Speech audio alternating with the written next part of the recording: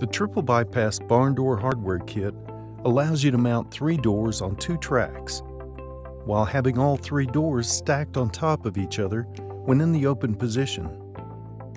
The inner door is mounted to the back track and moves independently from the other 2. On the front track, the middle door hangs straight down. The outer door is also placed on the outer track and is cantilevered in front of the middle door with a set of single-track bypass hangers. This allows the doors to roll over the top of each other when in the open position. As both doors are on the same track, they cannot be pulled apart. The inside and middle doors are kept from swaying with the use of floor-mounted guides. The outer door is held in place by a single guide that is mounted to the front of the middle door. The guide fits under the outer door and into a channel that must be cut into the bottom of the outer door.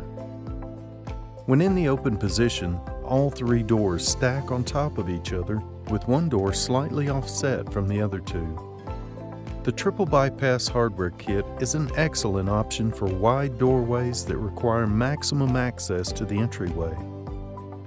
If you have any questions, reach out to us today.